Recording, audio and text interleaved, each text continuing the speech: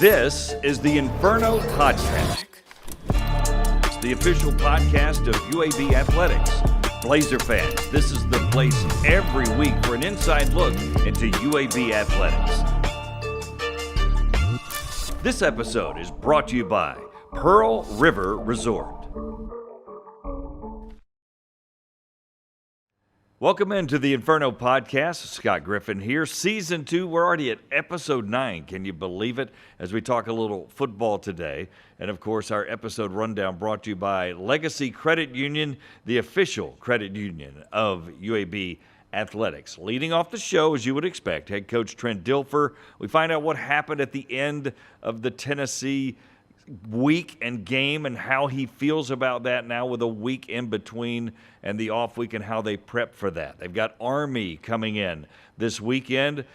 Conference season will start getting really week after week, the bulk of that, so we'll talk about that as well. And then our Blazer of the week, Elijah Lagg, the tight end who has come over from Copiah, Lincoln, Arkansas native, and he's hanging out with us today about his dreams and aspirations here in the Blazer career that he has chosen to be here with UAB. And then, of course, we'll give you the fall sports, everything going on. We've got tons of action coming up here on UAB, so check that out as well.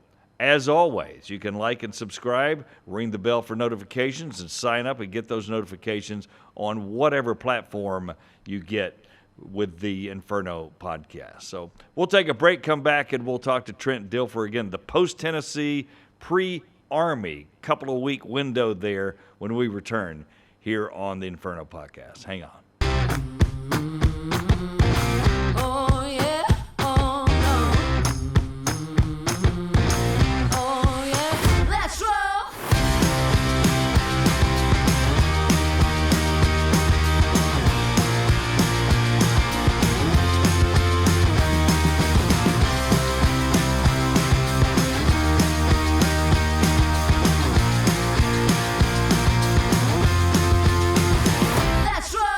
Are you getting sacked by monthly fees on your checking account?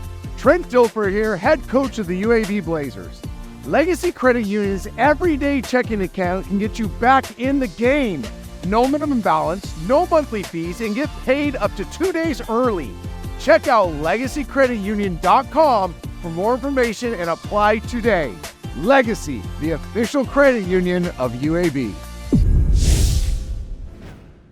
Welcome back to the Inferno Podcast. Scott Griffin here. Of course, our Coach's Corner brought to you by Pepsi and Viva Health. We always enjoy Trent Dilfer coming in as we learn things going on. So I know you had an off week, but let's go back since you haven't been on to Tennessee. Thank you for making me look pretty good because I was on a couple of Southeast football shows, and I said, UAB's going to score 20 or more points. And you did against Tennessee. So let's start with what went right in the game after you look at it on video.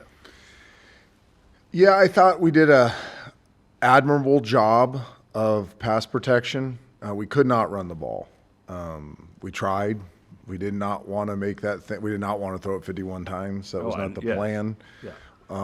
We just were having a difficult time schematically, decision-making, and physicality running the football. So we had to throw it a bunch of different ways.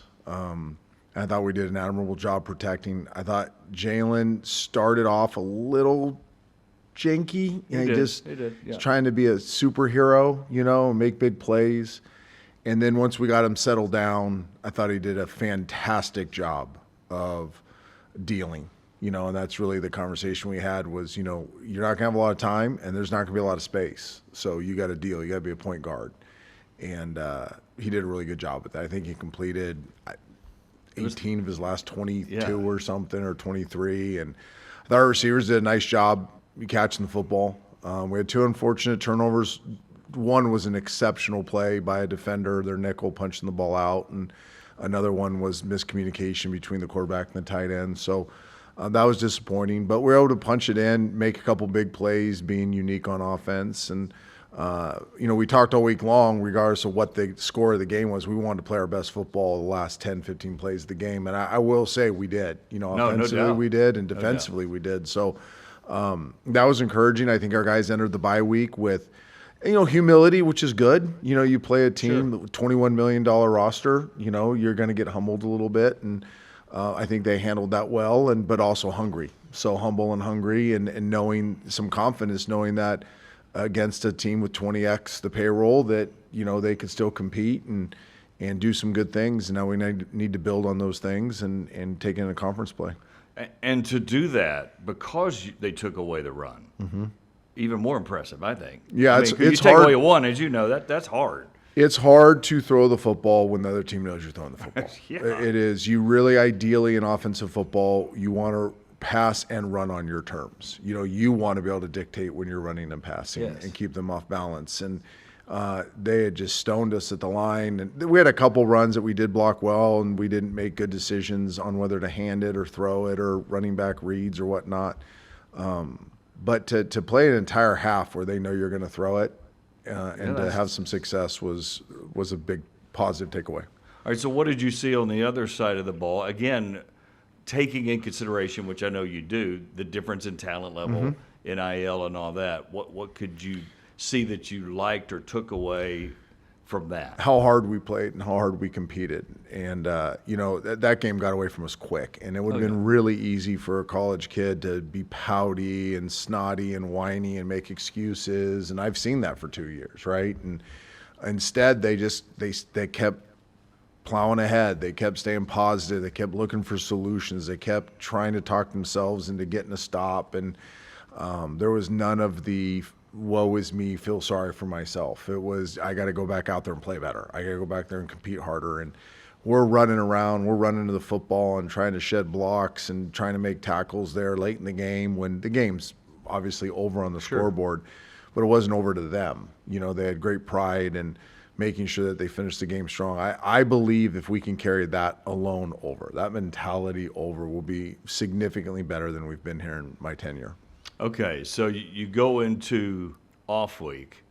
What's the message? You're not doing the total change of anything. You're just trying to build on what I think has been a pretty good year so far, at least. Well, the message, really consistent, has been meet the standard, get better. Yeah. Like meet the standard off the football field in your preparation, everything that you do. We have a standard. We don't ask them to play perfect. We've never asked our players to play perfect. It's an impossible ask. Because it's not going to happen, right? It's an impossible ask.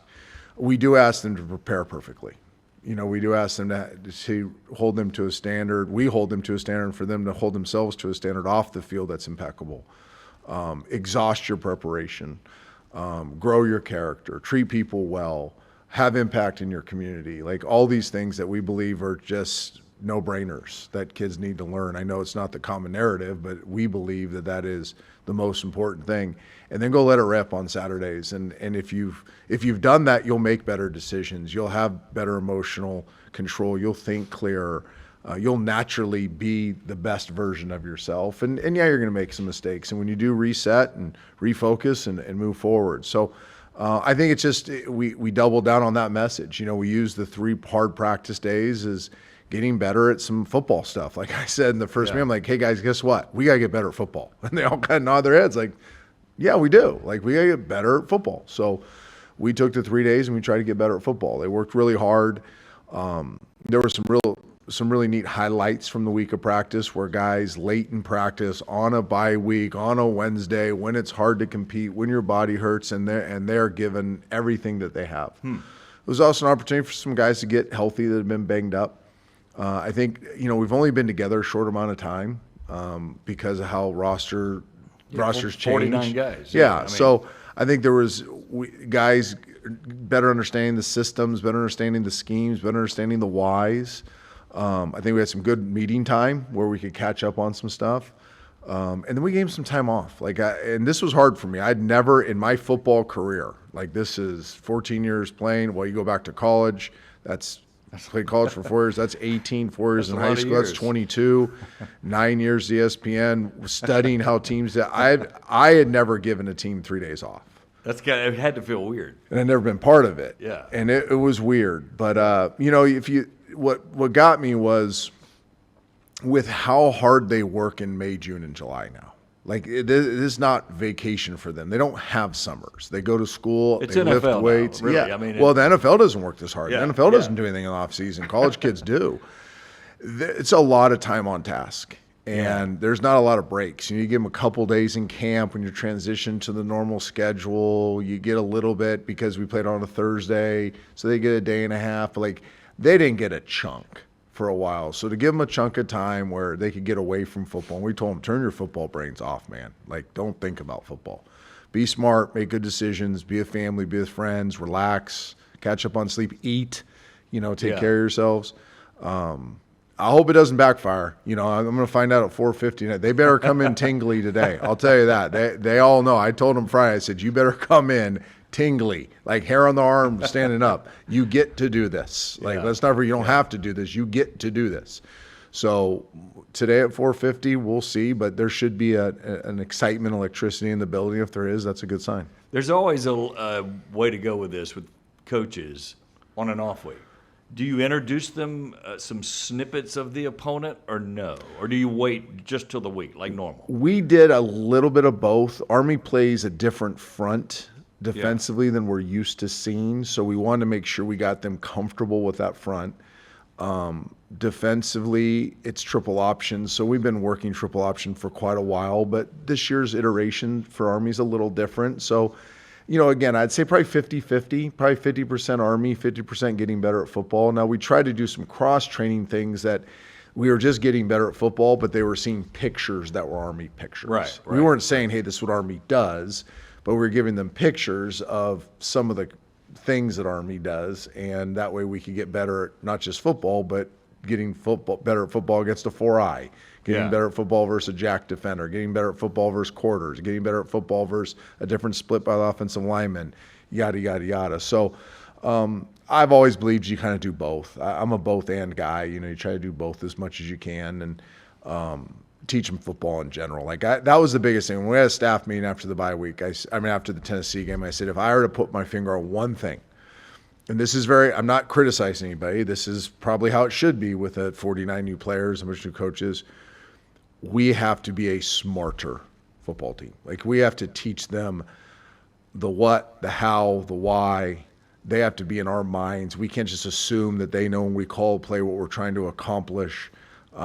We got to understand why certain techniques help them in certain ways.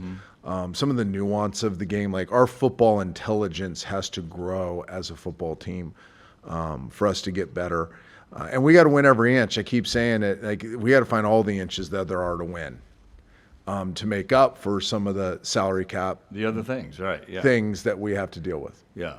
As you know, I'm not telling you that you don't know, responsibility football is where you begin defensively this week against a triple option. Kind of describe that. Well, they make you defend 11 people in the run game, so that's hard. Usually you don't have to count for the quarterback. They flood gaps. I'm trying to make this very simple. There's way more XO to this, but they will flood a gap. So they run a quarterback follow play. So that's one of the hardest plays to defend because you can win that gap, but then the quarterback follows that gap. Yeah. So you've defeated your blocker. You've tackled the first guy. Well, the first guy didn't have the ball, and here comes another guy. Right. Then they can stretch you thin because they get forward to a side real quick with the quick motions and the triple option stuff.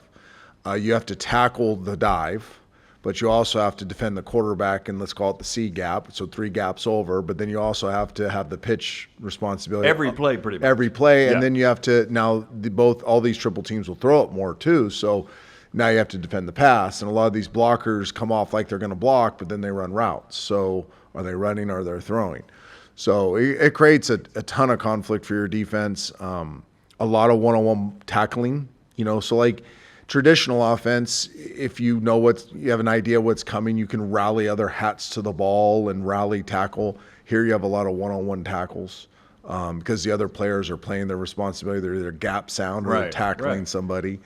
So yeah, there's a lot of eye candy that goes with it, and then there's just a lot of difficult assignments that come in with it. And then you add the hardest thing about playing Army and Navy, and this is what the players will hear. They won't hear a lot of XO from me, but what they'll hear from me is however hard you think is the hardest you play, they play harder. Yeah. I thought I'm going to show the offense this. They get beat by North Texas and by East Carolina, and both offenses scored a lot against their defense. So on paper, you'd be like, oh, okay, this is a defense we can take advantage of. You watch the second halves of those games where Army's made some adjustments, and they win both those second halves from a physicality standpoint. ECU had to make plays. Like, they didn't have wide open people. They didn't have huge rushing lanes. They just made some. I'll compliment East Carolina.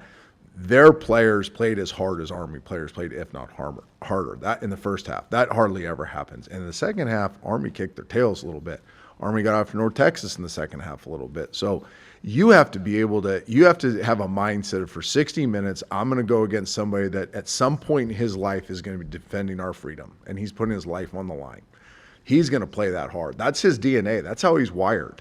Like, he wouldn't be there if he wasn't wired that. Can I meet that? Yeah. Can I be the guy that meets that intensity and that physicality and that focus and that commitment for 60 minutes?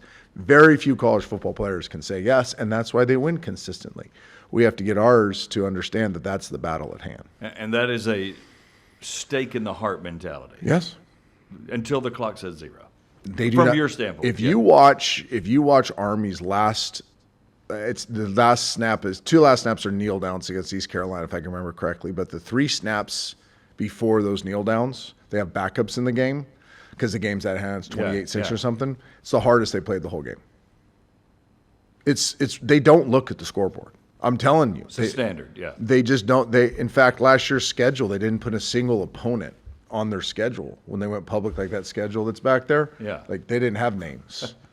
They just went 1-0, 1-0. It's game us 3, right? It's us versus us. Like, in their minds, and I've had teams like this. One of my high school teams was like this. We didn't even know who we played the next week. It was us versus us. We didn't care. Yeah. Didn't matter who we played. We had a standard, and they feel that way. And I think our kids need to understand that, because, you know, however the ball bounces, however we execute, I mean, it's college football. You know, it's kind of, you never know on some of those things. The one thing you can control is how hard you play for 60 minutes. And our kids need to play the hardest they've ever played in their lives for 60 minutes. So, as people, and you probably know this, when they look at service academies, Air Force, Navy, Army, they kind of group them together, act like they're together. So this may be a stupid question to you, but having played Navy already, how does it help in prepping for Army, either schematically or just mentally? I think at the line of scrimmage it helps, because what's very hard to replicate is the type of blocking schemes that you get from Army and Navy. So I'm saying defensively. Right. You got them versus Navy. Now you're going to see them again. Same kind of similar iterations of them from Army. Offensively, it helps on the same thing. The line of scrimmage, the relentless effort their defensive line, linebackers play with. Like, you're going to block them. Like, you're probably bigger and stronger and maybe more athletic than them at times. So you're going to get in position to block them. Can you sustain the blocks? If you look at the second half of Navy, we have had a bunch of times. They just kick our tails and get off blocks. That's why we couldn't run the football. You know, we have open players, but they play a little bit harder. Like, it's you have to finish. If you just want the simplest term, this game is about finishing. The academies tend to finish better than non-academy schools. And that's why they've been really good. That's why they have consistently won. Yeah. That's incredible. What do you like? Because we're kind of at the midway point, very close. Just generally, because I know you could go 1,000 different roads here with this question, but what are you liking that you see consistently right now? And then what concerns you? Hey, we need to ramp this up consistently. I think this group knows how to work. You know, last year I made the mistake of thinking that how you practice is how you play. We had some great practices last year that did not turn into horrific game experiences. When I look back at that, because it really puzzled me, I'd never been around that before in my life. I'd never been around a team that could practice well and then play bad. That is weird. It was weird. Yeah, that's very bizarre. It was bizarre. Yeah. But what I looked at was that, one, we didn't practice hard enough. Like, we didn't demand enough in practice, so they could fake their way through practice in terms of how hard they were working. I told everybody I was never going to get conned again, so one of the things we did is we cranked up how hard we practice. You can't fake it through a practice here. This group shows up and works. Like, they are working really, really hard. It is 85% of the roster shows up every single day with the attitude of, I got to get better today. I got to work. Like, this is going to be hard, but I'm gonna dive into it and be better at the end of the day. That's something I'm really proud of. I think they've really worked hard on staying positive. Like, they've really recognized how when you get the feeling sorry, the self-pity, when you get the victim mentality, when you get all that stuff, that you spiral as an athlete. And so that I think they're really pushing hard to stay positive and to stay optimistic and to look forward and to do, flush whatever bad happened or whatever good happened, moved on to the next thing. I think they're really working hard on controlling their emotions. We have not had a lot of emotional outbursts. We have the one unfortunate incident with Sherrod that he's being disciplined for. Right. But we haven't had a lot of the extracurricular stuff. Our guys done a good job controlling their emotions, and they're getting better. Like we on both sides of the ball, we see young players that are getting better. We see veterans that are getting better. They're playing better together. Now, are we where we need to be consistently good? No, I don't think we're there yet, but we're showing a lot of signs in a lot of areas of market improvement, and we're trusting that will equal wins. So we've got the bulk of the conference obviously coming. You dipped your toe in, but we got it really coming now. How key is this game? Do you, because you could go either way, right? You can build it up and go, hey man, this could make our season or not, or which is dangerous to do, right? Because you don't know. But to you personally, without talking to the team, how key is this game? I think it's big as we're at home. You gotta learn how to win consistently at home. You gotta win. You gotta defend your home turf, especially in conference. I think it's really important because we have an advantage of having the week off. Now they have a couple extra days. We have a week off, so our bodies should be fresher, faster, stronger, healthier if we handled the bye week appropriately, which we believe we did. I think it's important because, and this is the coach answer, but it's so true, because in my world, the next one is the most important world. Most important. That's the only way you got to. And I've never known any different. I was raised by parents that were athletes, right, and that were coaches. And I remember being in Little League games, playing the bad team, and my dad just being like, "This is the most important game you've played in." Like, they stink. We're going to beat them by 13. It's like, no. That first pitch, your first at bat, the first pitch from the bump, like, that's what matters. That's what you can control, and your opponent really shouldn't matter. So I think we have to adopt that mindset. Like, the first kickoff return to this game is the most important moment of their life, and then they're going to have about 160 of those moments in the game, and the opponent should be faceless to a certain degree, and your record should not matter. Like, this is the next opportunity. And let's not forget, we get to do this, and that's going to be a message they're going to hear relentlessly.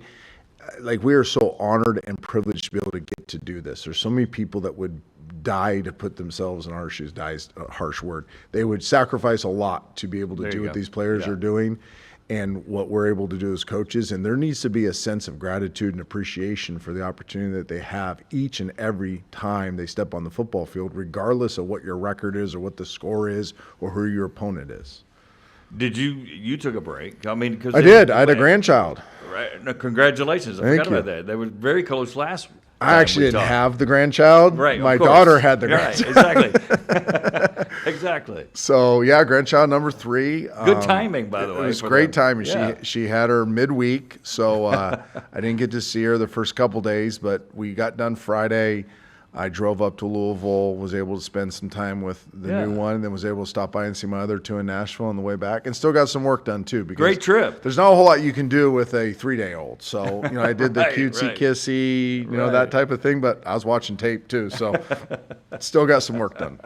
Congratulations. Thank you. That's fantastic. Yeah, very blessed. But you get to get a refresher too mentally, and even though, yes, you never get away from work football season, but you got to do that, and that's great. And we did. And we told the coaches, I told the coaches, get out of here. Yeah. Like Friday afternoon, somewhere wandering around the building, I'm like, hey, get out of here. Like, you guys need to be dads and husbands and friends. Go out to eat, relax, right? Whatever. And do, get your hair cut and get your car washed and, pay some bills you haven't paid and go through some mail. Like, we have lives too. And you need to live your life a little bit. So I was pleased that they were able to get a break to do that. Absolutely. You feel better now as we wrap up, considering where you were, if you can transplant yourself back to last year. You're never satisfied. I know you're a head coach. You're never satisfied. You're looking at it way differently than we are. I think we're growing. I think that's what I'd say. If somebody had me do a what are we, 24, 28 games into this thing? Yeah. It's been very disappointing. I'll be the first to admit.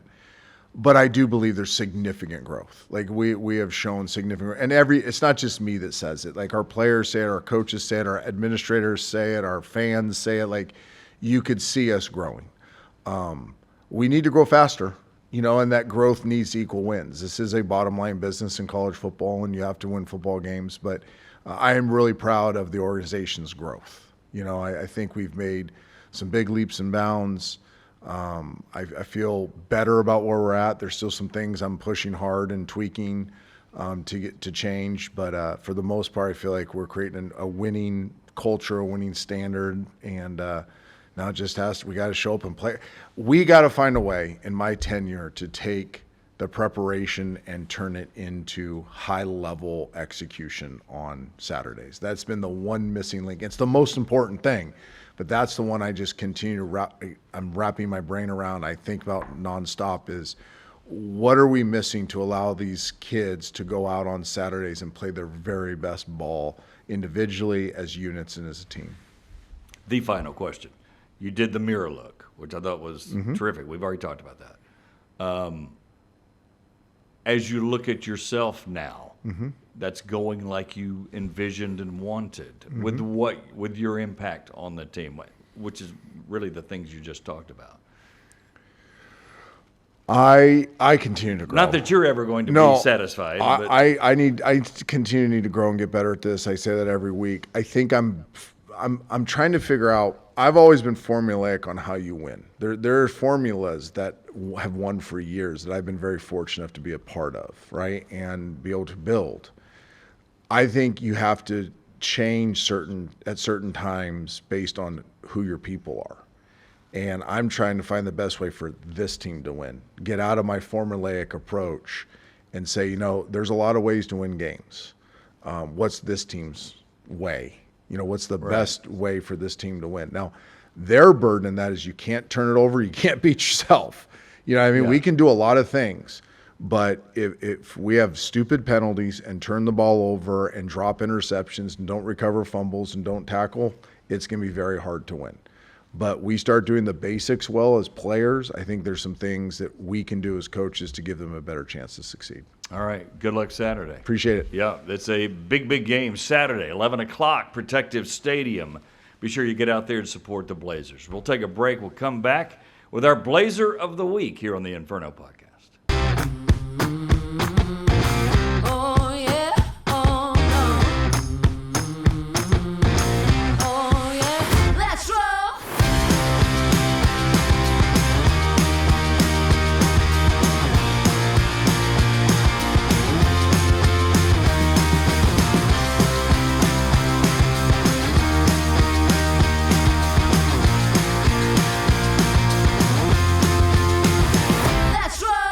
The if in life, it's a world of possibilities. If you go for a night out with friends, if you can keep an eye on your money along the way, if you know you have overdraft protection with no fee transfers from savings, when you get a low balance alert, it's easier to say yes to fun. If that sounds good, try Regions Life Banking.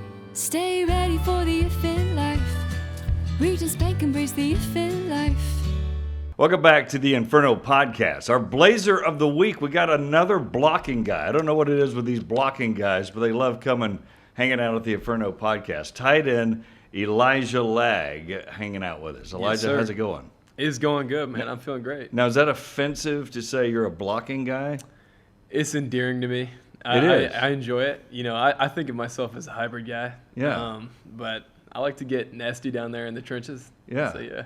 So you're used to that because in high school you were totally a blocking guy. You were a Yes, lineman. sir. You were one of the five. Yes, sir. Number right. 71, baby. 71, tackle. 71.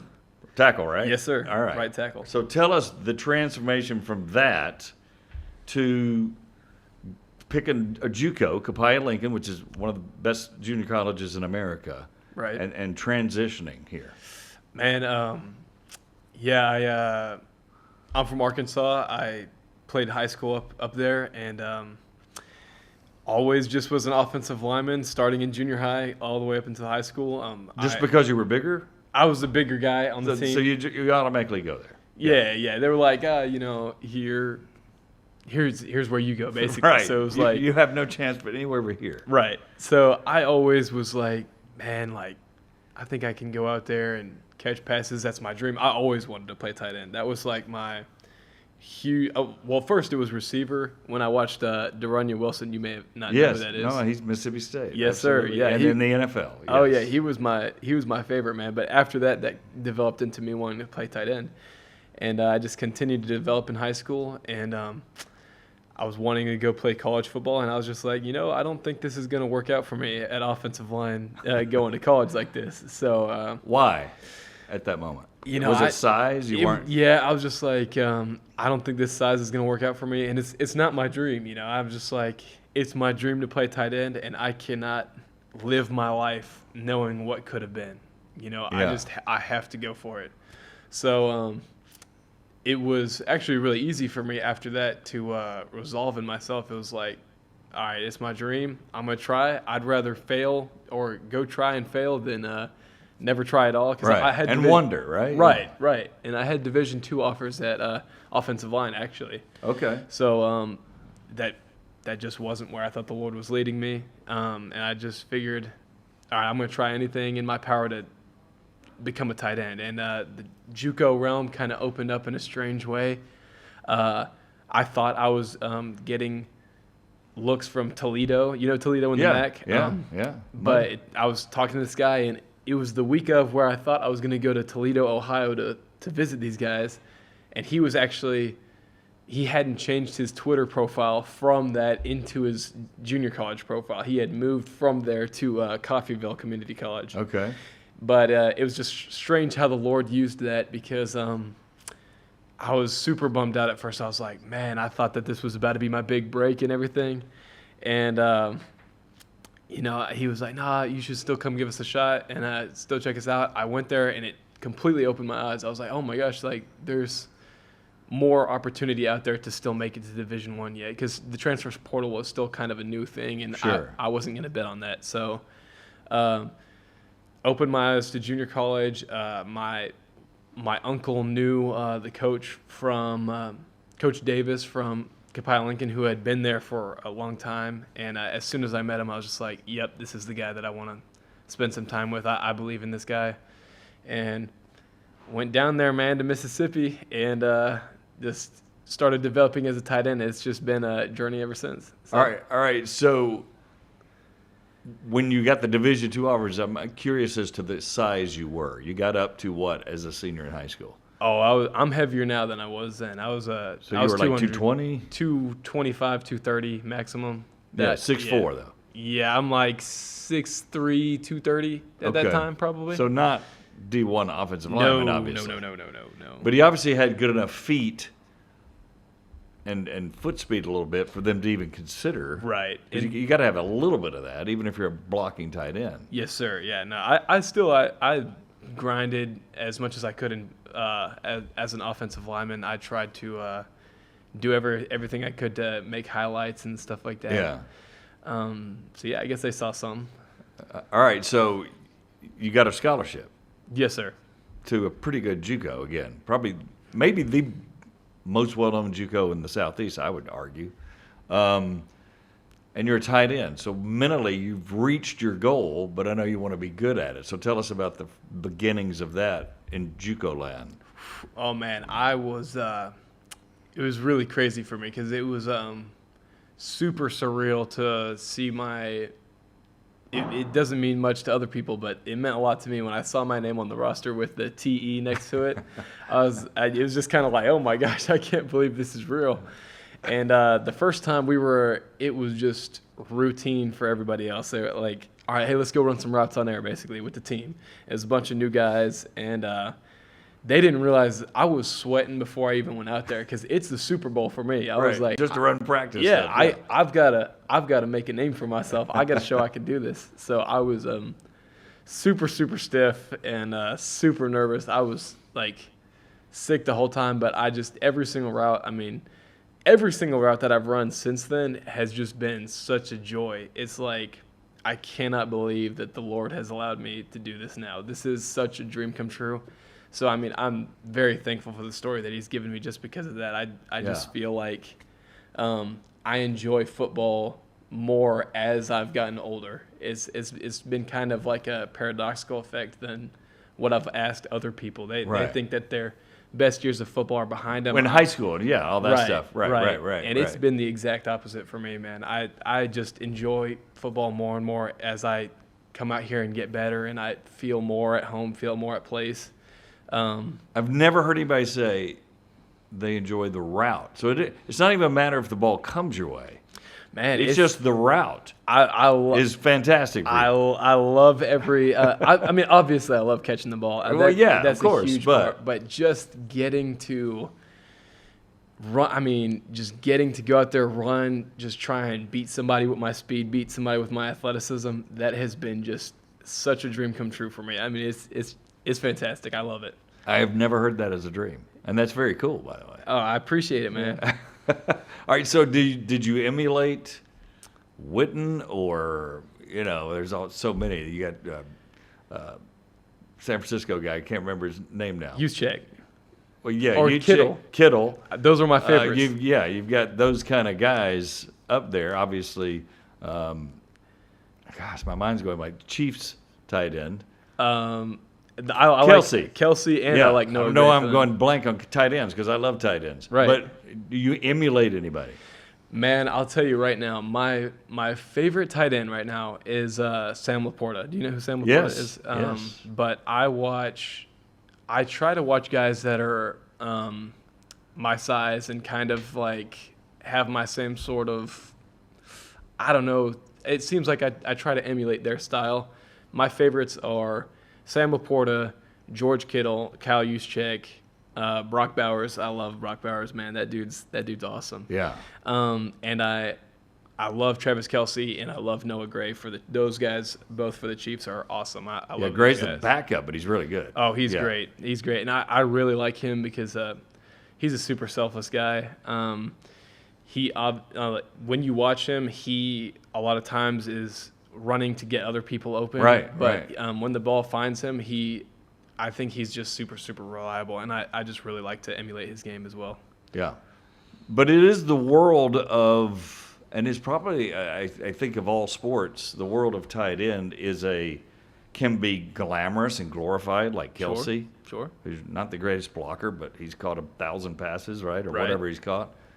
Then you've got the blocking tight end that's so key to success with a team that likes to run the ball that may not catch as many, but just as critical. So you've got these combining of worlds where you're not still have to block some, but you can be a guy that, to your point, runs a route and catches a pass. That's got to be a cool. I think it's the best position in sports, man. I really do. It's a kind of this sounds crazy. Lay your life on the line, but I like getting down there with the offensive line and getting nasty in the trenches, man. Make a difference in the run game. I've always loved pancaking people. That is one of the greatest feelings in sports, especially just because it's super difficult for an offensive guy who's not allowed to hold. That's a huge part of you can't. You guys never hold in your life. Oh, never in my life. Never in my life. Is that right? No, but I get what you're saying, though. Yeah. But if I had it my way, I would like to be like a 50-50 guy. That's why I love Sam Laporta so much, is because he does get down in the trenches and he helps out in the run game, as well as he's a super elite route runner and pass catcher. So that's who I'd like to be. And his coach was a pretty good tight end in his day. So what grabs you about, and I know you love running routes, you've already stated that, but the fact that you can block and you are a really good blocking tight end has to be attributed to, well, I was a lineman for all those years, right? I mean, that had to prepare you so well for that, because let's be honest, a lot of tight ends don't want to block well. That's their least favorite deal. Not really, no. Yeah. I would say that is kind of an interesting story, but I also wrestled in high school. Okay. And that really just knowing, understanding leverage and stuff like that has brought me a long ways.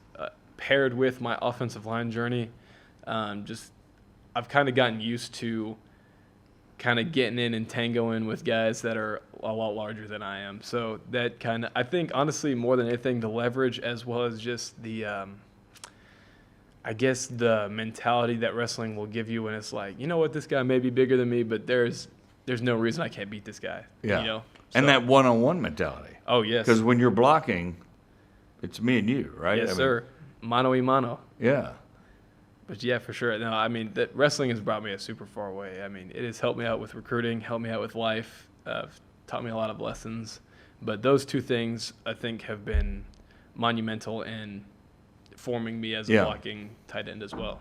Elijah Lagg, our guest here, tight end on UAB. Now, 6 total catches. Yes, sir. You probably remember each one and can detail it. I believe so. Now, yeah. I'm talking about in Capaya. At Capaya, 6 total catches, right? Right. I think it might have been 7, actually. 7, all right. I think it might have been 7. But yeah, yes, sir. All right, so this year alone, he's already got 5. You're almost to your complete 2-year total. Yes, sir. So they're throwing to you like nuts, probably in your mind. I'm sitting there man. going, well, that's not very many. You're probably thinking, I'm overjoyed with 5 catches so far. Yeah, it really that is exactly how it feels. Actually, it's like, man, these guys are feeding me. Like, let's go, man. Won a game. Yeah, no, it's pretty great, man. I guess I can't. That's just another reason of why I think I enjoy it more and more, is that I'm just getting more opportunity as I come along as well. And it's nice. I'm kind of getting my feet wet with the run after catch and stuff like that. Yeah. That's obviously something that you work on more in a game than anything else. So that's been tremendous. But yeah, I think, man, I got about 12 receptions in game under my belt. I haven't touched the end zone yet. I'm excited for that experience. It's coming soon. I can feel it. I'm due, man. So I'm excited. So how did you develop your hands? Did you work on that or not really? Or did you always had good hands and we just didn't know it? Or What I would say I did always have good hands because, oh man, my dad's going to love this. My dad and I, even as an offensive lineman, we would catch probably, I mean, it was an absurd number of balls after practice, after games. If I was down, if I was up, that's part of your deal. Yeah. that I love throwing the football and catching the ball. That's kind of a reason why I always wanted to play tight end. And he and I would just stay, I mean, literally hours, and just talk shop, talk life, and just be throwing the football back to each other. And I really truly do believe that that's what kind of developed my hands first before anything else. Like you remember that as long as you Oh my gosh. can remember back to anything, Oh my gosh. correct? Yes, sir. Yeah, just catching. Yes, sir. For That's sure. awesome. That's awesome. So why UAB when you came out? The recruiting process was actually pretty crazy for me. Coming out of junior college, I had options, and then I didn't have options, and I had options again. It was kind of in and out for a while there. And I've always just tried to trust the Lord with these sorts of decisions. Yeah. And, man, as I was going along, I kind of thought maybe I'd go to Texas State. I kind of thought I'd maybe go to FIU. Things were coming up and down. I thought I was going to go to UTEP for a little bit. And I come here, and it was a very similar experience to how I knew that I was going to go to junior college, actually. I just came here. I met the staff. The visit wasn't like super spectacular fireworks, right. things like that. I just met the staff. I met Coach Mortensen, met Coach Jeffers, met Coach Dilfer, and I was like, you know what? I believe in these guys. I feel good about this. These guys seem like they want to invest in me. They see something in me that many other coaches have seen so far, and because they were talking about my Twitch and things like that, and that meant a lot to me. Yeah. So yeah, I was just like, man, these guys see something in me. I feel good about this.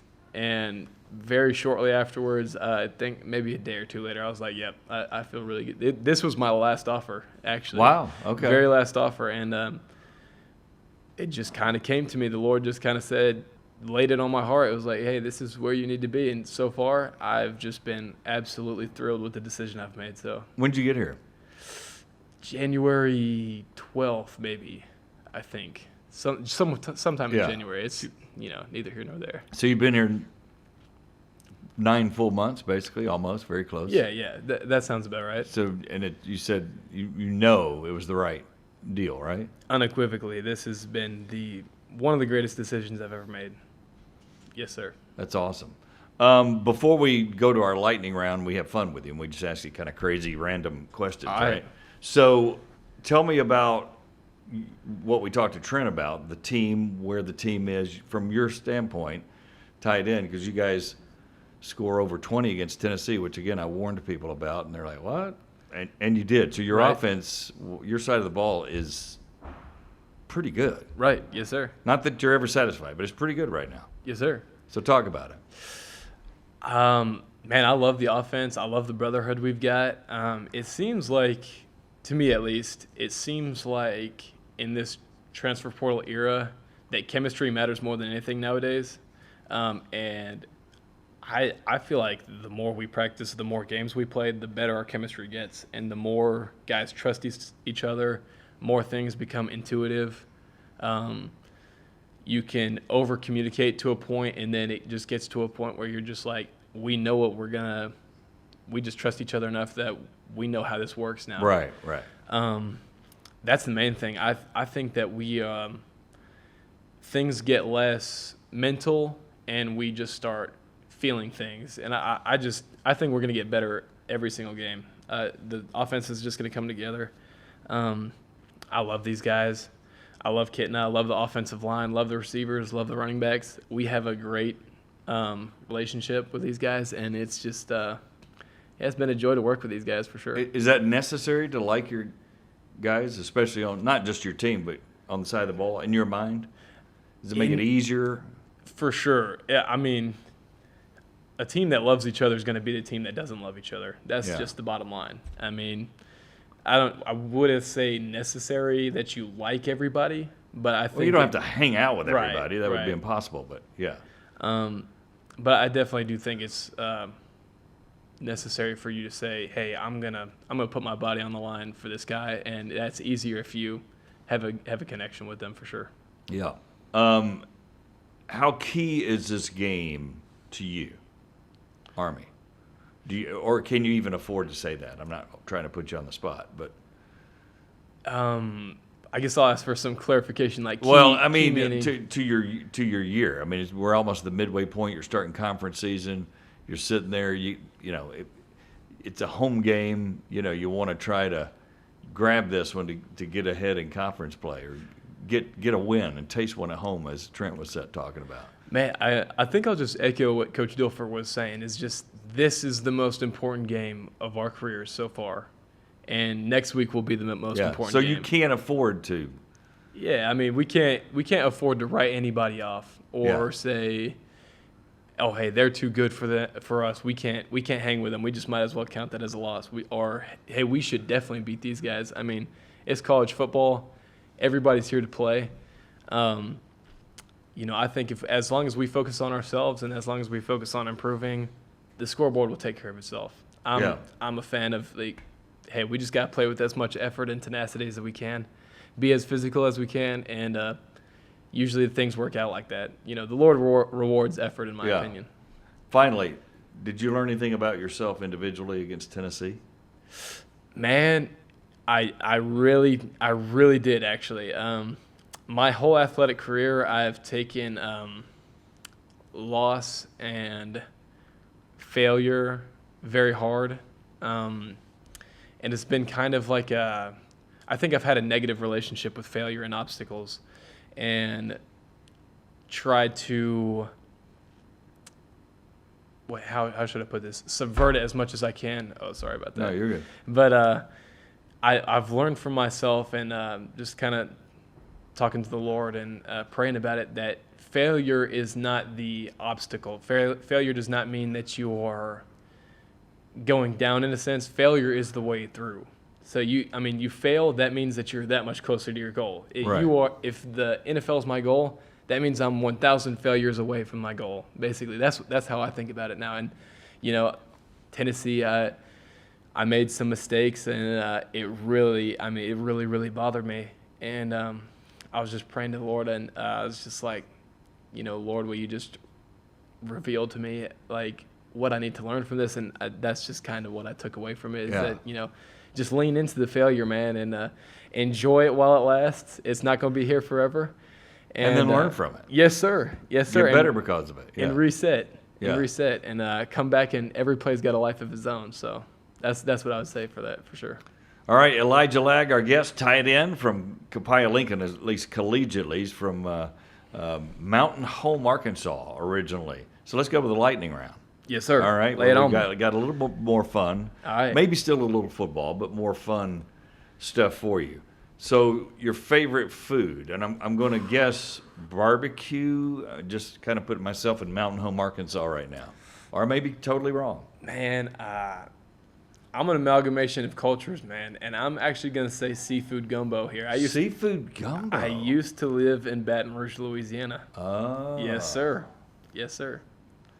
So that's got to be my favorite food, I'd say. And people think they've had seafood gumbo until they've had true Cajun Oh man, yeah, gumbo. It's unreal. Like, is there a member of the family that's Cajun or not really? I wouldn't say so. You just live there. We just live there. You got Cajun folks around there. They love to cook. You got jambalaya, seafood gumbo, and stuff like that, and it'll change your life. Oh yeah, I when I got the call to cover LSU, it's not a problem for me. Oh man, yeah. You know what I mean? I enjoy the food. I know exactly what you mean. In that part of the deal. So seafood gumbo. Yes, sir. Is your go-to. Now, have you found anywhere in Birmingham? We're kind of close to Louisiana, but have you found a place that comes close to that, or?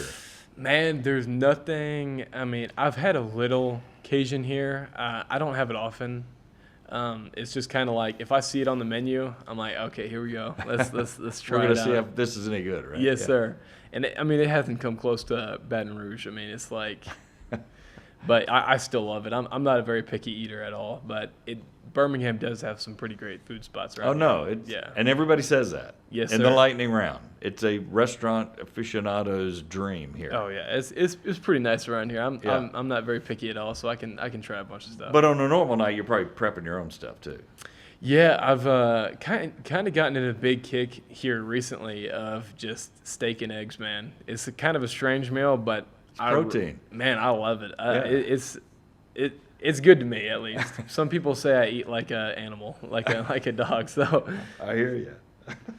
All right, so what is the greatest thing about being a tight end, and what's the absolute, man, I could do without that part of being a tight end? Greatest thing about being a tight end, or most enjoyable, either way. I would have to say just the opportunity to be a part of the O-line, as an extension of the O-line, and that's the greatest thing. Well as being able to be a weapon in the passing game. It's just I don't think that there's any other position like it. We have as much responsibility in everything as any other position. So I personally love that about tight end. What's the worst thing? What's the worst thing? Maybe blocking drills. Man. Or you might like that. Worst thing. I'll tell you what, this may be just the worst thing for me. I'm not great at one-on-one pass protection. Yes. And that's necessary for tight ends sometimes when it comes to like occasionally, right. You got to stay in. When we're going to throw a deep ball or something like that, and there's like two options. We want a one-on-one matchup between him and him. Right. And I'm just not I'm not very great at one-on-one pass pro yet. That's something I got to get better at. But I enjoy the challenge. But that's probably what I'd have to say for my most disliked, I guess. Now, a lot of times we'll ask people, regardless of sport, whatever position they play, well, which one would you like to play? But you've already answered that. You're playing the position, actually, you would choose to play. Yes, sir. You have no desire to be a defensive guy or a quarterback. No. You're good as a pass-catching tight end. This is, all I would say is that, like, not saying this is not about our offense, but just like as long as the offense uses tight ends in a pass and run way, In both, yeah. that's all I ask for. That's all I ask for. That's the dream come true for me. I hear you. Do you have a favorite sports movie? Rocky. Rocky, that's old school. Rocky, man. You weren't even born. I love Rocky. Why? That is the greatest motivational movie series of all time. Stamp it here on the Inferno podcast. Greatest movie. I mean, You're motivational. adamant. Yeah. Oh my gosh. Why? Rocky 2. What grabs you? What is it? Man, I think it's just the come up, the underdog story. I love Rocky Balboa. The quotes in the movie are great. My favorite probably has to be Rocky 4, I'd say, but 2, 3, and 4, man. And I love 1 too, 1 as well, but 2, 3, 4, that does it for me, man. I love those. This movies. is old movies to you. I Oh, mean, man, your dad had to show you this. Yeah, he sure did. I mean, I'm not very partial, I guess I would say. I just think good movies are good movies. It right, doesn't matter regardless how of old. when it was. And, Yeah, it doesn't matter how old it is. I mean, I haven't watched Tombstone yet, but people say that that's great. It's really So good, yeah. I'm going to have to watch Tombstone eventually. But Rocky, man, that's got to be the greatest sports series of all time. See, I thought you were going to say something within the last 5 or 10 years. You know? Nah, man, you can forget that. Rocky, man, bring it to me. Rocky. I like Yes, sir. it. I like it. What do you do to get away from football? Are you a video game guy, or you read, or you just want to veg, hang out, close your eyes? I love hanging out with people. I love hanging out with friends. I'm a big swimmer. I love to swim. Really? Yes, sir. There's lakes where I'm from, and I really do enjoy to swim.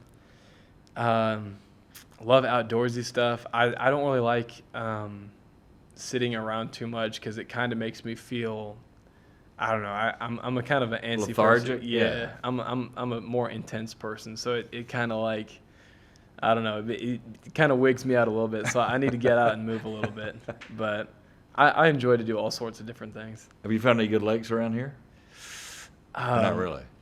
Actually, this was a terrible thing that I really shouldn't have done. But me and the tight ends, we went to the Cahaba River, and apparently there's all sorts of crazy things in there. But we swam Yes, all there in. is. We swam in there. Oh my gosh, it was so much fun though. Did you do it for the off weekend?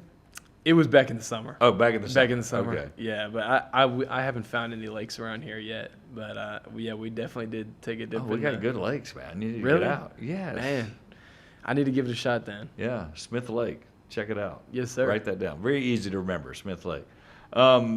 Before you go, if you could write the story to the end of your career, it says, whether that's college, NFL, whatever the end of your career says, it says what? I guess I would say,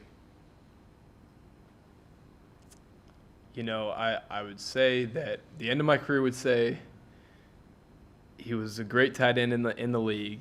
He made plays, but above all, he was a strong man with a soft heart, and he led people to the Lord with the way he played.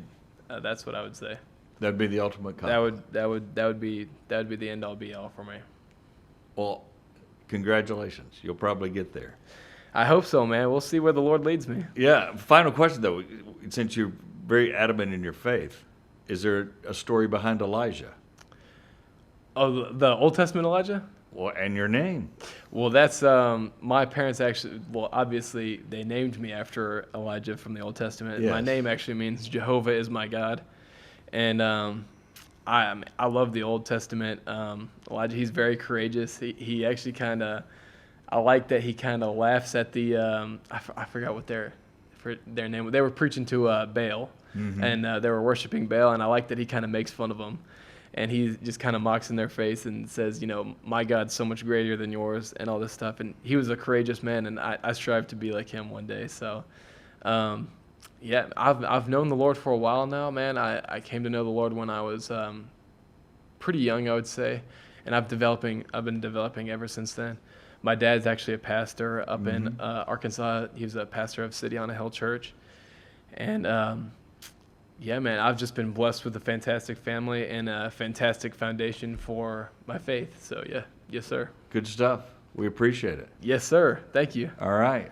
It's Elijah Lagg, the tight end for the UAB Blazers, our Blazer of the Week. More of the Inferno podcast in a moment. Oh yeah, oh no. Oh yeah, let's roll.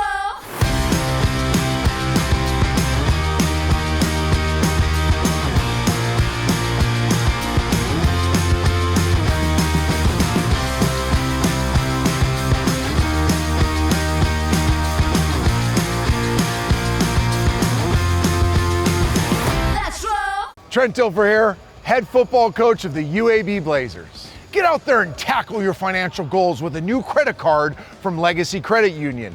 Legacy offers multiple credit cards for whatever your financial objectives are. You can begin earning rewards today with a credit card from Legacy Credit Union. Legacy, the official credit union of UAB.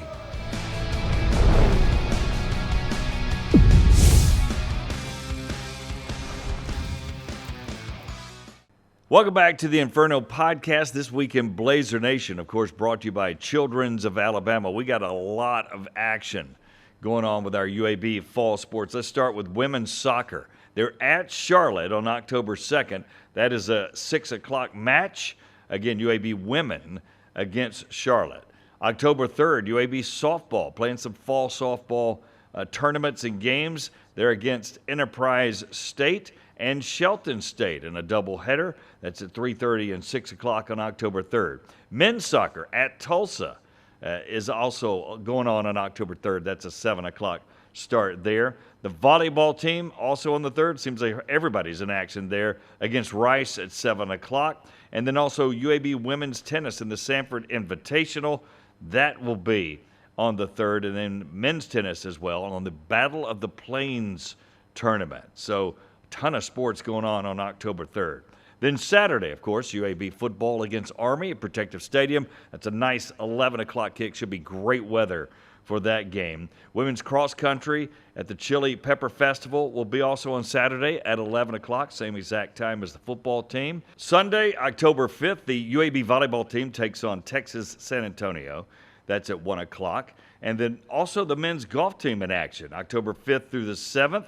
At the Marquette Intercollegiate at Erin Hills. They'll be in action the 5th through the 7th. And finally, men's soccer at home against Jacksonville on the 7th. That's a 7 o'clock match start there. So a ton of action on all the sports, 4 or 5 different sports there to check it out on This Week in Blazer Nation. Again, brought to you by Children's of Alabama.